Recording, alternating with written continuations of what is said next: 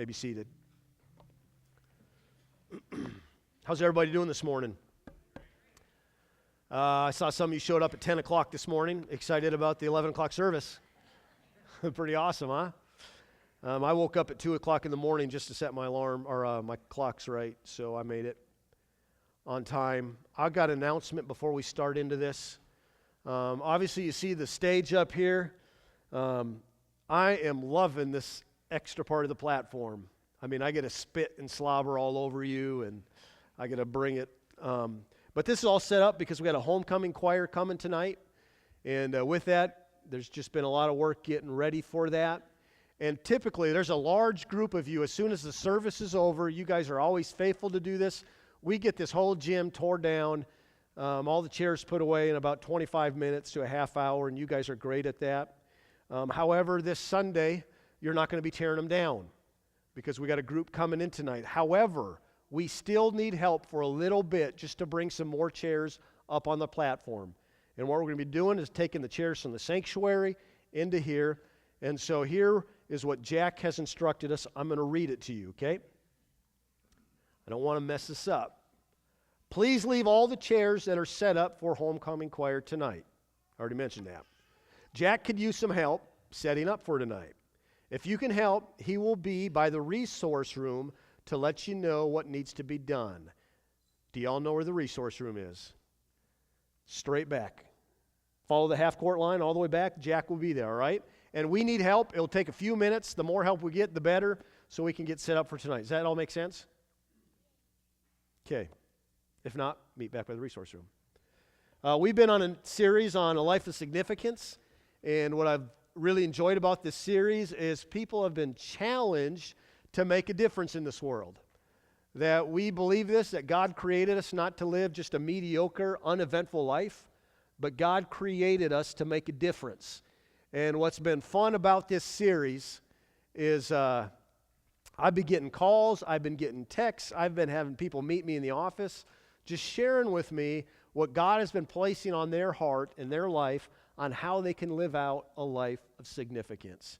And I think, man, what an impact we could make in this part of the country if all of us bought into living a life of significance. And today we're going to challenge you a little bit on some things, and I think you're going to be excited about it. We got a couple guest speakers with us this morning. They're going to share some things from their heart on what God has been doing in their life. And I don't know if you knew this. I didn't know this until one of them approached me on it. But this month is National Adoption Month. Did you know that? I didn't know that.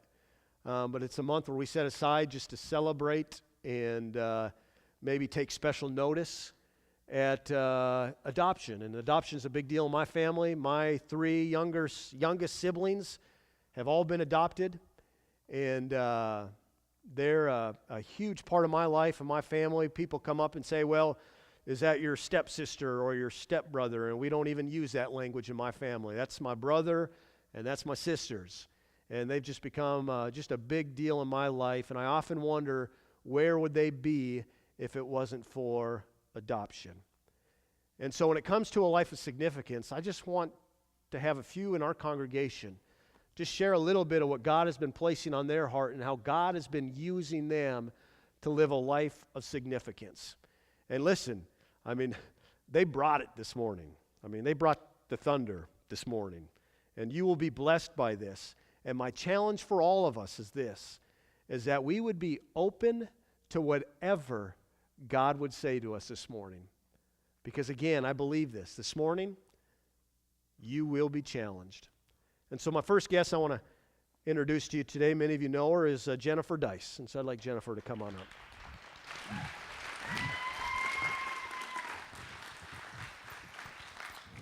Good morning. As Mike said, my name is Jennifer Dice. I've been a part of Grace Church of the Nazarene for 15 years. 10 of those, I have had the privilege of being a foster parent. Mike has graciously agreed to let me share my passion and my heart for foster care and adoption. I'm not going to share my whole testimony, but I'll tell you that I am the mother of 5, one biological son, 2 adopted daughters, 1 living, an adoptive son, and a foster son. So I like to say that pretty much makes me an expert. I have been a foster mom to 20 children over the last 10 years, and all of those were under the age of 5, except for 1. I would venture to say that in a room this size, most of you would consider yourself pro-life. I want to challenge that assumption in a way that hopefully takes you out of your comfort zone a little bit. It's really easy to check a box that says I'm pro-life or vote for a political party that says I'm pro-life. But there's a second step in that, because when girls choose to be pro-life and they have those babies, it turns out those babies most likely are going to need somebody to take care of them. So if you consider yourself pro-life, I'd like to encourage you to pray to take that second step and consider becoming a foster parent. And you might think this whole adoption, foster spiel has nothing to do with you and you can tune me out. Good luck. I have a big mouth. I want to tell you, it doesn't let you off the hook. We covet your prayers as foster parents, as parents in general, but especially in the challenge of raising somebody else's child. I would ask, church, that you would stand behind us, that you would encourage us, that you would love on our kids that you might not see all the time. Maybe they're new faces to you. It doesn't matter. We need your help. We need your encouragement. And we need your prayers. And I need to learn how to work an iPad. Okay. Let me share with you just this part. The reason I'm up here on National Adoption Awareness Month is because through foster care, which is what I know about, I have adopted children, and that's why I'm sort of going to just share with you what I know as far as foster care goes. I get a lot of the same questions over and over and over, and I just want to sort of share those questions and answers and debunk some myths for you today, and hopefully, encourage you along the way. So, I get the number one question I get is, how can I give them back? I can't get a kid and love on it and then give them back. Well, the truth is, folks, some of those kids are bad. And you're going to have no problem giving them back. The other side to that is it is true. The foster care system is not an adoption agency. Their number one goal is to reunite families. Having said that, 80% of the children in foster care will not be able to return home and eventually become adoptable. Number 2, can I get a baby? Now, why you guys would not want an ornery 13-year-old girl is beyond me. In fact, I have a 10-year-old. We can talk if you'd like to try it out. Yes, you can get a baby. I've had 20 foster children. 8 of those came straight from the hospital. Of those 8, 1 of those returned home. The number one need is parents for newborn African American babies. In this community, that is not true, because our population, you must look around. You might not have noticed this, so I'm going to point it out to you. Hold on. It's mind blown. There aren't very many black people around here. So the number one need is newborn Caucasian babies in this part of the state. So you can get a baby. There are lots of kids that need homes, but if that's what you're looking for, the foster care system works with you to find the best placement for your family. Number 3, do kids have to visit their parents? Usually the answer is yes. However, you are not responsible for taking or picking up those children unless you agree to it, unless that's what you want to do. Number 4, doesn't it cost a lot? Your investment to be a foster parent is largely time. The system gives you a stipend every month, a medical card for the child. Daycare is paid for if you work outside the home. WIC, which stands for Women, Infant, and Children. It's a government program that will provide you with formula, milk, cheese, peanut butter, bread, disgusting tortillas, until the child is 5 years old. School registration is free, as are school breakfasts and lunch. I will warn you, it is not a lucrative career. It pans out to be about $12 a day, and if you have children, you realize they owe you a whole lot more. Okay, if a child is adopted by your family, the following year you will receive a $10,000 tax credit as an incentive. Again, I'm not talking money, but people want to know, so I'm telling you. Number 5. Oh, this is a good one. Do you have to be married? Nope. Single, married, divorced, living in sin. You might want to talk to Mike about that after the service. You can be whatever and be a foster parent and be a good, loving foster parent. Number 6, do you have to have a big house? No, kids can share a room as long as they are same sex, boy, boy, girl, girl. The measurement, they do come and measure your house, but that is so they can figure out how many kids you can have in your house at one time and still be sane. Number 7, I'm really encouraging, aren't I? Number 7, the one you've all been waiting for. How can I become a foster parent? I will tell you, you take 9 classes, one class once a week for 9 weeks. It licenses you for 4 years. In those 4 years, you do 16 hours of continuing education. You get licensed for another 4 years. I have brought all the places that are offering those classes, when they are, who you need to call to find out how to do it. It's on the back table, the circle table where Trevor Lewis, I'm sure, is hanging on my every word right now in the kitchen. Be sure to grab one of those if you feel like this is something that you might even be interested in doing. There's a licensing rep number on there and where the classes are located. Number 8, the question nobody wants to ask. What if it doesn't work out? What if it isn't working? What if I want to say no when they call and ask me to take a child? I will tell you that the best interest of the child is always first priority. If it is not working, you will have a worker assigned to you who will find a better fit for that child. And can you say no? It's not easy. But if you can't, then you shouldn't. Okay, like I said, I have a lot of upcoming classes and locations back there and your licensing representatives. And the system that I work with is through Caritas, which used to be Christian Social Services, which used to be Catholic Social Services.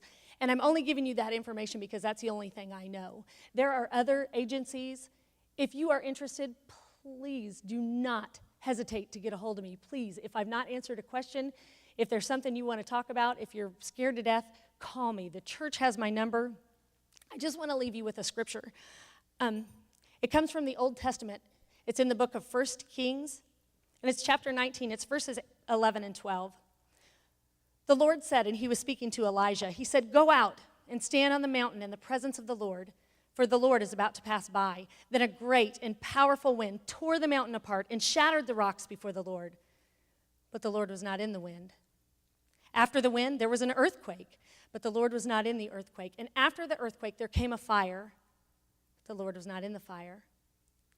And after the fire came a gentle whisper. And maybe God isn't using earth-shaking means to speak to you about foster care, but I pray that if he's whispering to you, to your heart, you listen and you respond, because we need to do a better job, church. We have to do better. God does not call the qualified. He qualifies the called. In a church of nearly 500 people, I'm aware of 3 active foster parents. There are 20,000 kids in foster care in the state of Illinois. 1 in 4 of those will be removed from a terrible foster home, an abusive foster home. Every 18 minutes in this state, a child is neglected or abused. Every 7 hours, a child in the state of Illinois will not see his first birthday. If not us, then who? Who will teach them that the blood of Jesus crosses all bloodlines if we won't? Who will show them that Jesus takes us just as we are if we don't? How will they know that they're more than their circumstances if we don't show them?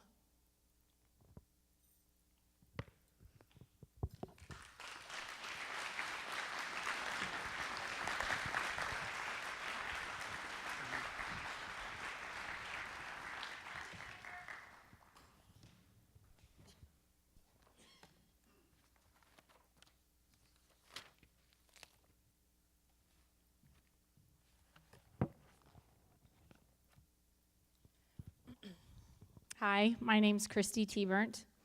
I had to write all this down because I talk a lot, and I don't think we would probably get out of here today very quickly if I didn't. So I'm going to share part of our adoption story with you. Many of you may not realize that our two youngest daughters were adopted on August 7th of this year through the foster care system. Mike and I have 4 girls. All 4 girls were a gift from God. We knew early on in our marriage that we wanted to adopt. I remember talking about it on the way home from our ultrasound when I was pregnant with our second daughter, Addison, in 2006. We thought that someday we would like to adopt a little boy. For a few years, we kept adoption in the back of our minds. In January 2010, after the disaster in Haiti, the news kept talking about all the children that had lost families and homes. They were talking about the need for couples to adopt these little orphans. After praying about the timing of our decision, we proceeded with the preliminary application through Bethany Christian Services. This agency was recommended to us by Rachel Donahoe, the wife of our pastor at the time. Kevin and Rachel had just finished their adoption of 2 siblings from El Salvador in October of 2009. They were a great inspiration to us during this time and very encouraging. I remember telling Kevin that I was concerned about the cost, and he said that if God is calling you to this ministry, he will provide the funds. We decided to make some changes which would allow us to afford this. We put our nice house on the market and waited. While we waited, we prayed and listened. Several times in the next year, adopting through the foster care system was brought to our attention. We had no desire to get involved in this system. After all, I had seen a lot of movies, and I thought I knew all I needed to know about foster care. As I kept seeking God, as I kept seeking, God kept speaking. It became quite clear that he was trying to get my attention. Jen and I were making parachutes for Voice of the Martyrs one day in 2011, and I asked her about her experiences with the foster care system. At that point, she had finalized 2 adoptions, and she had many kids in and out. She had a new kid with her at church all the time. Her life definitely stood out to me. I told her we wanted to adopt and that foster care kept being brought to our attention. And then I gave her the number 1 excuse that I now get in response to sharing our ministry with others. I just don't think I could handle it if a child was in our home and then sent back to the home they came from. Jen looked at me straight in the eyes and said, "Kristi, it is not about you." Wow. I was utterly ashamed of myself. How awful that I was worried about me and my feelings. I have been given everything I ever needed and almost everything I've wanted. And here I was withholding my love from these children so that I could protect myself. Me. Isn't that what we're all worried about, ourselves? How will this affect me? What will I have to give up? This will inconvenience me. Heck yeah, it's an inconvenience. Serving others always is. But why do we do it? We do it because Jesus said in John 14:23, "If anyone loves me, he will obey my teachings." He said in John 12:26, "Whoever serves him must follow him." And in Matthew 20:28, "The Son of Man did not come to be served, but to serve, and to give his life as a ransom for many." Needless to say, God had our attention. We decided to call the agency Jen was with and get enrolled in classes so that we could learn more about being a foster care home. After the first class, we knew we were where God wanted us. We continued to pray and ask God to guide us through this process. We asked for his will in our life. During the class titled Bridging the Gap, God spoke very clearly to me. This class was encouraging foster parents to connect and reach out to birth parents to benefit the child in your care. This was in no way part of our plans. After all, they were removed from their parents' care for a reason. God said to me as I sat in that class, "This is what I want from you." Great. I didn't want an open adoption. I wanted to be mom and Mike to be dad. I didn't want to share with anyone. God's plans aren't always our plans, but they're always better. In October 2011, we received our license, and it was back to waiting again. We were very excited about getting our first call. We told our caseworker that we really wanted a baby boy. There was one they were expecting in December that they were talking to us about. Of course, I had already picked out a name for him and saw our future together. On October 20th, 2011, on Mike's birthday, I got our first call. It was for a 5-month-old little girl. I took down all the information and called Mike. We decided to pray about it. They weren't going to need us for a week because she was already in a temporary foster care home with a relative. We prayed hard. I felt that I couldn't say no. I called Jen after a few days and told her the situation, and she immediately said, "I'll take her. Let me call Erin." She always says that. I felt at peace. She would be in good hands with Jen. God is so good. 5 days later, on October 29th, our 5-year-old daughter, Addison, fell at the park and broke her collarbone. Mike was supposed to hunt that day, but felt God urging him to spend the day with Addison. I was out of town with our oldest daughter, Emma. We took Addie to Tammy Foltz to have her collarbone checked out, and she found that her blood pressure was high. She recommended a cardiologist. After an amazing, scary roller coaster, we found out that Addison had a heart condition that required immediate surgery. She had an aneurysm on her aorta that had grown to be pretty large, and we were told that it was like a ticking time bomb. We actually gave that testimony in 2011. The week after her first heart surgery, Addie and I were sitting alone on our couch, and she said she wanted a baby and asked when we would get one. I said, "Let's ask God." We prayed together for a baby to come. The very next day, we got the call. It was Jen. They were looking for an adoptive home for the little girl, and because they were in the process of trying to adopt Eli, they felt it wasn't God's timing. I knew immediately that we were supposed to take her. Addie and I prayed for her the afternoon before. We got Anna 2 days later. We fell in love with her. I had peace that God sent her to Jen while we leaned on God to survive that month. I can't imagine having a new 5-month-old while we were going through all of that. A few months passed, and we found out that her mom was having another baby, another girl, still waiting for our boy. Little Eden arrived November 21st, 2012, the day before Thanksgiving. We took Anna to see her sister in the hospital. During that year with Anna, we had gotten to know Coral, their birth mother. I knew God wanted me to reach out to her. Coral knew that Eden was going to be taken and that I was going to have her. Regardless of the choices and upbringing that brought her to where she was at, the pain was deep on her face. She loves her children, and I can attest to that. I continued to reach out to Coral and show her that I cared for her. She slowly became more comfortable with me. I shared my love for Jesus with her and told her that he loved her and that he was the reason that I was doing what I was doing. This wasn't common in the foster care system, but God told me that this is what he wanted, so I was obeying. On August 15th, 2013, Coral painfully surrendered her rights on both the girls to Mike and I. Anna's birth father did too. This day was bittersweet. This process had not been easy. We had our ups and downs, delays, and disappointments. We were so unbelievably happy that the girls were going to be ours. In our hearts, they already were. God gave us peace during the time we waited. But as a mom, on that day I cried for Coral. She no longer had rights to her precious girls. I would be their mother now. Sorry. Where am I at? I would be their mother now. I feel such a burden for her. I know without a doubt that God put me in her life for a reason, and I know that she is in mine for a reason. She has opened my eyes and my heart in ways that I can't explain.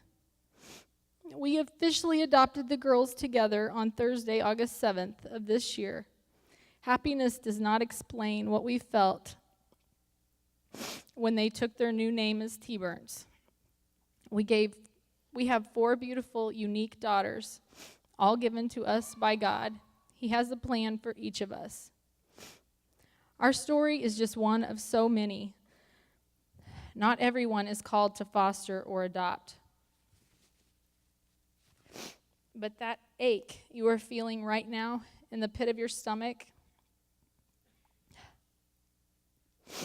that is God telling you to get involved in a ministry in some way, sharing the gospel of Jesus Christ. Foster care and adoption are just 2 of many ways to be used. Please do not push this calling off until later, because later may not come. God is calling you right now to be significant, to be a significant part of his plan. So say to him, Lord, I am your servant. What will you have me do? And then go and do. Thank you.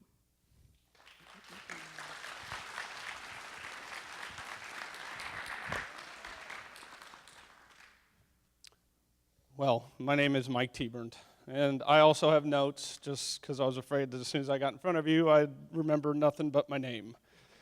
So here we go. Before I do get started, too, I want to stress that I am not trying to guilt anybody into fostering or adoption. However, today my focus is going to be around foster and adoption. For me, this started about 3 years ago. I have had a burden on my heart to bring you this message. I have thought about this more than just about anything in my life during that time. This message will probably be directed more towards the women. Men, we have been called by Christ to lead our homes, lead them to Christ or lead them to destruction. We have been called to follow the direction God has given us, whether it be to take a different job or maybe to quit a job to be a full-time mom. Not men, obviously, there. Or it could be to do something as crazy as helping a little girl or boy whose family is anything but a family. And we are to do these things regardless of what or how we feel or how uncomfortable it may make our lives. And in doing this, God promises the reward will be much greater than the sacrifice. These kids need fathers and mothers to care for them and to love them like their own, regardless if they will be there forever or for merely a weekend. In our second to last placement, we got a boy, right? A boy, only 10 years. Anyways, what blew me away was that the safest place for that little boy to sit and take a nap was on my shoulder, not seconds after being dropped at my house. I mean, can you believe that? What kind of environment has this kid been in to feel that the safest place is this total stranger? In our short experience, these kids do not need a lot of time to make attachments. They notice the love and the caring and the time that is spent with them during their stay. The vast majority of these kids don't have any idea what love is or what it feels like. They just need stability. One thing I feel like is a huge misconception about these kids, because I hear it a lot, is that they're bad kids or that they have a bag full of trouble. You're right, these kids do carry a lot of baggage, handed over from their parents. In the Bible, it talks about generational punishment, how these kids will reap what the parents sow. In Exodus 20, verse 5, you shall not bow down to them or worship them, for I, the Lord your God, am a jealous God, punishing children for the sin of their parents to the 3rd and 4th generation of those who hate me. And it goes on in Exodus 34, verse 7, and Numbers 14, 18. This is a generational thing that we have to stop, people. It's a cycle, and we are the ones to break it. Let's face it, most of these kids have come from where the kids were the last on the list. They need fathers to take time to take them on maybe their first hunting trip, or his or her first fishing trip, or possibly their first time getting to play catch with a man in the backyard, or shoot hoops in the drive, or most importantly, lead them on their most important journey of their lives, and that's a walk with Jesus Christ daily. They need a father to show them what it's like to feel safe, or that under the bed isn't where you sleep, because that's where the monsters are. They need a father who can set his manhood aside and play dolls or have a tea party with them. All that being said, one day each and every one of us will have to give an account for everything we did or did not do.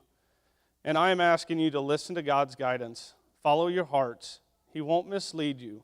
He has a plan for all of you, and we hope and pray that for some of you it is to provide a family, even if temporary, for some of these kids.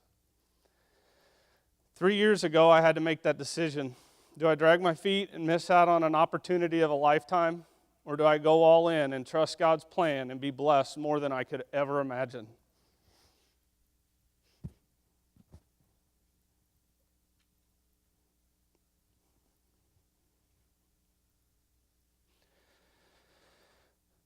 I know this has been geared more towards the men, but I have done so on purpose.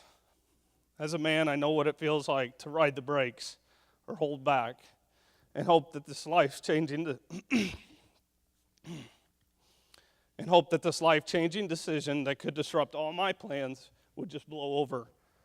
But once I went all in and trusted God with all of it, it has turned out to be the most rewarding decision of my life. So let me ask you this, and I feel like it pertains to each and every one of us today. Are you living a life of significance that truly honors God?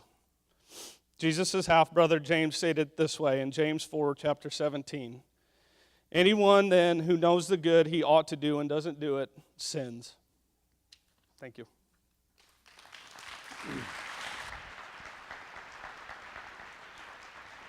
You guys can stay up here. Kristi.